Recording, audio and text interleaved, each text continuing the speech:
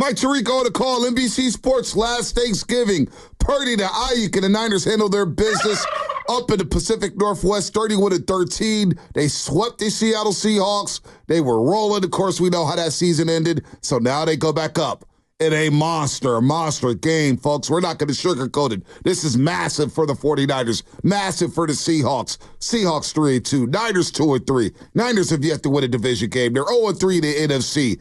Can they get rolling tonight in the Pacific Northwest? And one thing I love about that highlight is how many Niner fans have made the short flight up to Seattle, the 2-hour flight up to the Pacific Northwest to go see them play in front of the 12s. You hear that roar from the red and gold. Will there be a lot of Niner fans up there? It's a massive game, Shasky. There's no sugarcoating in it, and the rivalry is back. It will be nasty. It will be physical. It will be chippy. Geno Smith and company are desperate coming off a loss. Niners are desperate. I can't wait for this. Thursday Night Football, baby. Prime time. That was your best "oh baby" in so long. Well, I needed it. No, you hit it, dude. You hit it hard. Let's go. Sorry, I got some good sleep last night. I could tell. 7 hours. Wow. 7 hours. I'm so fired up for this game. And Baby Chaz stayed in her bed all night. Oh, nice. First time in weeks. God. Could not. I woke up in the morning and go, where's my daughter? I had to look at the camera, said, wait, she's in her bed, knocked out? So you could actually stretch out in the bed? Oh, my gosh. Unbelievable.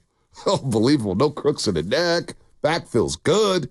Let's go. Come on, baby. It's game day. I'm not going to lie to you. I shouldn't say this, but I had to get back to the music because I was listening to Spinoni talk about the schedule and blowing games. I said, the hell with that on game day. The hell with that. I don't give a damn about Tampa Bay. I don't give a damn about Kansas City. I don't give a damn about Dallas. I don't give a damn about the second matchup against the LA Rams. It's about the Seattle Seahawks tonight. Tonight. And it's about getting Ayuk rolling. It's about getting Debo rolling. It's about getting Jordan Mason downhill, running through the 12s. And then I'm looking at the most important player on defense. When we had the 49ers Summit, we all went around the round table. Willard, Dibs, Guru, Steiny, yourself, myself. The most important player for me this season, and I said it at the Summit, and I'll say it again today, it is number 97, Nick Bosa. Nick Bosa has to set a tone for that defensive line, and he has to set a tone for that defense to get after this quarterback over and over and over again. I need a huge Nick Bosa game. Tonight's the night, baby. Tonight's it. Yeah, I'm looking at the offense to kind of set the tone because their identity this year is going to be offensive driven. If they're going to go on a little run here and right the ship, it starts tonight, no doubt about it. I think you got to get Debo rocking and rolling here. You know, you got to find a way to have Debo and Ayuk cooking in the same game. We've seen one cook and the other one feels like an afterthought. We've seen the other guy cook and the other guy felt like an afterthought. Can we get them both cooking and rocking and rolling on the same day? I know it's difficult. I'm not saying you could do it, at the snap of a finger, but I would really like to see them get Debo involved and get Brandon Ayuk involved simultaneously early in the game. And so I think they have to find a way to utilize Debo Samuel, to keep him engaged, and just to keep the Seahawks guessing and open things up for Brandon Ayuk for some deep gashes down the field. Very interested to see what this first drive looks like. The first drive last week to go 3 and out the way that they did, a lot of people have talked about that. That first drive, like, God, it just wasn't, they weren't humming. They're airmailing the ball. The coverages weren't what they were expecting. And so to me, like the script from Shanahan in the first 15 plays, I'm just looking at the first drive. Just the first drive is going to tell me what they have in store for Seattle against a common opponent. I'm very excited to see how they come out. Are they going to come out running? Are they going to come out throwing? How do you loosen up Seattle's secondary? Because to me, I think the secondary is their strength. Although their defensive line, I don't want to sleep on it. Maybe I'm holding Tariq Woolen and Witherspoon in such high regard. I don't want to sleep on their D-line. But I wonder how they're going to try to attack these guys. Linebacker play isn't the greatest, and you're missing Owosu, who's kind of a D-end outside linebacker. I wonder what the game plan looks like early in this one. Well, we'll see. We'll see, right? We'll see what they have in store. But I know last Thanksgiving, they went right down the field and went up 7-0. 9 plays, 71 yards, 5 minutes off the clock. All right? They went right down the football field. It smoked them. So they won 5 straight games against Seattle, dating back to the playoffs. I mean, they've won 5 straight. 27-7, 21-13, 41-23, 31-13, 28-16. They've won 5 straight against the Seattle Seahawks. Okay, folks? They flipped the script in this rivalry. All right? So after losing 4 straight, to Seattle. They finally got off the schneid. They've won 5 straight against the Hawks. They've owned them. Now this is a new regime with Coach McDonald coming over from the Baltimore Ravens. Obviously was with the Michigan Wolverines. His defensive principles and concepts are a little different. They play a hell of a brand of football up there in Seattle defensively, but they've, as you mentioned, they've had a lot of guys out. So he hasn't had his full band together, and this is a great opportunity for the Niners to take advantage of that. So their front seven, as Baldy mentioned, and we watched the game over against the New York Giants. They gave up a ton of yards on the ground. They got dominated in the trenches. So if this is a physical football game, and it is a trench game, because I can also see it turning into a shootout, who knows, because I'm a little concerned about our safety play. The back end of the safeties with Malik Mustafa and Tig Brown. Guys are getting over the top. And DK Metcalf and Jackson Smith-Njigba and Tyler Lockett have the ability to get over the top, which is why I need number 97. I need number 99. I need these guys to get after the quarterback. It has to happen today. If Nick Sorensen, the defensive coordinator, has to send some blitzes, some exotic blitzes, to hell with it. Send some blitzes. I know people say, well, wait a minute, Bonte. You just said the safeties are a concern on the back end. Well, you know what? You're going to have to man up. And I got to somehow, some way, generate pressure on the Geno Smith. So defense complements the offense. And you're right. The identity of this football team may be the offense with the galaxy of stars that they have. They're going to do their thing. I have complete confidence in this offense doing their thing. But I know we're all going to be short in the red zone and what they do in the red zone inside the 20. What are they going to do? Are they going to score touchdowns? But defensively, can they play complementary football and shut off the water? It's a great point. And, you know, I've gone over all the statistics of just the rushing yards that they've allowed since that last Arizona game in the regular season last year. You know, Ryan Grubb is the offensive coordinator for Seattle, and he's been under big attack. Now, we're going to talk to Dick Fan at 8:30. He was the Washington Huskies offensive coordinator last year with Michael Penix. I know that we have been crushing our DC here. Well, they're crushing their offensive coordinator up in Seattle, and I'm looking at this specific quote right here where people were calling it malpractice to only give Kenneth Walker 5 touches. I'll own that. I got to get the ball to Ken Walker more, Grubb said on Tuesday. And I think we had plenty of run game in the plan, just not enough calls for it. And that's on me. And for us, you know, we learned the wrong thing. If I can get the ball to Ken 10, maybe 15 more touches, that's like 20 plus. Things are going to look a lot different. That's 100% on me, and my job is to make sure I get all our guys in the best position to win the game, and I didn't do that. So I think that this is going to be one of those games where, Kenneth Walker and Zach Charbonnet, you've got to stop them. You absolutely. I mean, obviously, DK is the guy you fear, right? Because he's a big play guy, and we know Jackson Smith and Jigba is also a guy who's emerging. He's coming on. He's a big play guy as well.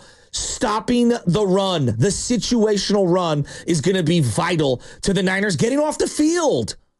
They gave up a lot of run yards, obviously, last week. The Rams controlled the line of scrimmage with their run game. Minnesota had their way with their run game. There's no doubt about it.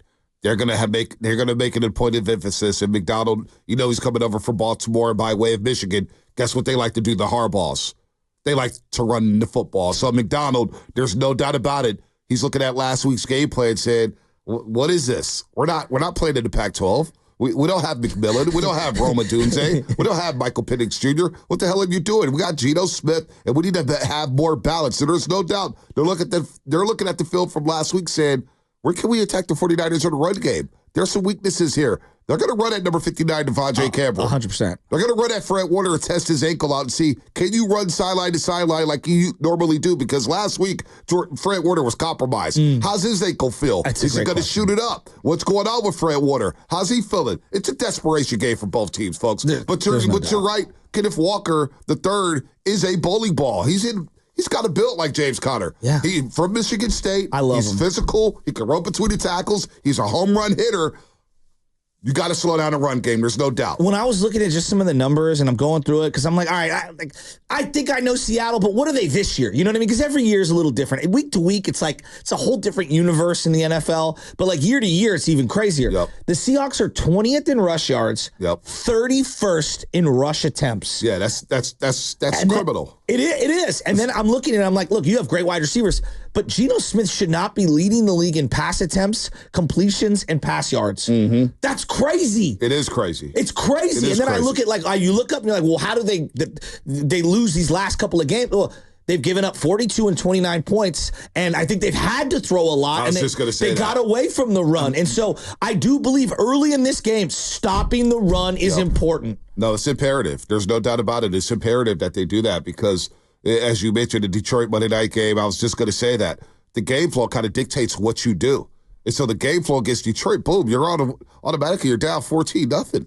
And you're in the shootout. And you got to just keep throwing the ball to stay in touch. Now, I didn't watch much of the Patriots game when they won in overtime, and we kind of hinted that. I don't think many people did. Right, but we kind of hinted that 3-0 start against Bo Nix in his first ever game against the Patriots. It was a little fraudulent. The 3-0 start and then they played the Miami Dolphins and beat them 24-3. They had no quarterback. Who they play? Skylar Thompson in that game? It was a joke, an absolute joke. So that 3-0 start was a little fraudulent. But again, they look at this situation saying, boy, we could snap a 6-game losing streak to the 49ers, or a 5-game losing streak to the 49ers. Mm-hmm. We could send them to 2-4.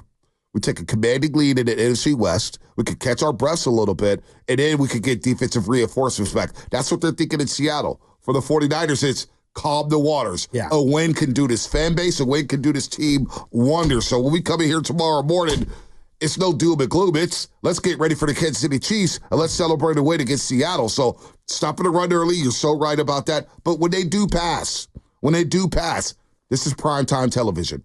I call these games, this is where you get your DPOY votes. Ooh. This is where you get your Pro Bowl votes. This is where you get your All-Pro votes. So the stars have to be stars. And again, defensively, as we talk about stopping the run, 97 has to live in the backfield. Totally. Nick Bosa, he's the most important player on defense, man. He may not be the best player on defense. That may be Fred Warner. But again, it goes back to the beginning of the year. We all went around and said, who's the most important piece of this football team? Who has to ball out? And Nick Bosa has to live in Geno Smith's head all night long. He has to hit this guy over and over and over. I got the Al Davis clip playing in my head right now saying the quarterback must go down, and he must go down hard within the first 10 plays. So Nick Bosa has to give one of those ooh-wee hits to Geno Smith and smack this guy. And smack this guy over and over and over because we know what Geno does. He will throw one up to the other team. Absolutely. And it's always interesting, like, I look at their defense, and they give up a lot of rush yards. 125 a game plus. That's a lot. Now, I had Tyrone Tracy because I watched that Baldy game with Daniel Jones in the preseason. I go, who's this running back? Okay, let's see him. I had him for like 4 or 5 weeks. He did nothing. Nothing. He had like maybe 25 yards. I drop him. And then this week he goes for 129 against Seattle. Okay, and I'm saying to myself, all right, well, what happened in this game? Well, I'm watching the game back. I get the condensed version. Right. They couldn't set the edge at all. So this feels like a big jet sweep, a big toss game, a big, sweep to the outside, cut and get upfield. They cannot set the edge. I'm talking about Seattle's defense. I think this is, Garendo, Debo, could you get maybe Ayuk going on a pop pass jet screen? Could you get him going on a smoke screen?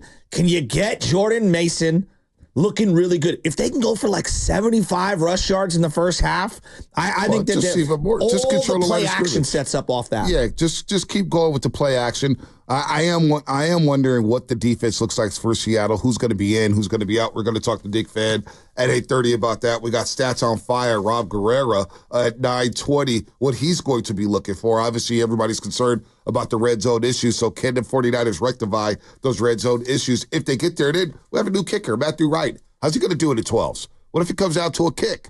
How's he going to do? Well, there's no Jake Moody this week. There's going to be no Jake Moody for the next month. So what does it look like for this new kicker here that the Niners just signed Tuesday morning? How's he going to kick? Is he going to be able to kick in the end zone on kickoffs? Is he going to be able to make them for 40, from 50? It's a great point. So the kicking game is going to, in these games and into special teams. Let's just go around the horn. Yeah. There's no doubt. The special teams have to get a lot better for the San Francisco 49ers. They have to get better. There's just no. I know the block field goal last week for a touchdown was great. Mm-hmm. Boy, it really took some of the attention off of special teams and how putrid they've been so far this season. But you cannot let up there in Seattle, where it can be a house of horrors. And they will get a little tricky up there. And they'll start filling themselves and get frisky and do some trick plays here and there. Special teams has got to be buttoned up tonight on the road. It has to be. Well, and Seattle in the Giants game had a blocked field goal. Like, as in, they gave one up. They gave one up. So they're also a team that's very questionable when Right. it comes to special teams. But I don't know, B. Whenever you go backup kicker, I think of that Chase McLaughlin game. Was it against Seattle, too? It was against Seattle on Monday Night Football. He nailed a long one. Yeah, he nailed the long one in regulation. And then kicked one of the worst kicks I've ever seen in my life. It almost hit Jennifer Lee Chan in the tunnel. Oh, my God. It really so did. bad. She had the video. The thing when It's so bad. It was so terrible. And then, like, obviously turnovers have been a big problem for the 49ers. DK Metcalf's had the fumble issues. He has. In both their losses, he's had big fumbles where the ball can be punched out because he's trying to make a play. He's trying to do too much. I think this is a monster matchup for both teams. Like, I think this one's got the feel of a 2-3 game swing in one game, doesn't it? It's massive. We're not going to sugarcoat it. 888-957-9570. Are you feeling the same way we are? This is a massive football game. I'm not going to sugarcoat it. I can sit here and do a sugarcoat job. Yeah, I can sit here, wax poetic, and say how, it's okay. It's just 2-4. They can win 2 straight. Go, no. This is a monster game. The players are saying it. We're saying it. The fans walking down the street are saying it. Everybody's thinking it. When Al Michaels and Kirk Herbstreit open up the broadcast, they're going to say it. This is a huge swing game, so let's not sugarcoat it. You got to win today. You got to win today if you're the San Francisco 49ers. All the tricks. I want trick plays. I want flea flickers. I want everything. It did a damn playbook tonight. Hey. Get me a win. All right. Warren G, I want it all. I get it. Believe me, I want it all. I want it all tonight. But I want bombs. Forget what you I want short plays, wide receiver screens. I want it all. Here's what I would ask you. If there's one thing, because they've got a lot of issues, the Niners, okay? If there's one thing that you want them to do well tonight, what would that be? I'll let you know on the other side. I know you want it all. I want it all. And I know you want to shoot the sheriff. I want it all, baby. But tell me exactly one thing. I'll let you know on the other side. Because I'm telling you, stopping the run, it has me. I don't think they can do it. And I don't think that they can guard these receivers. I'm very worried about this game. All right. Very worried.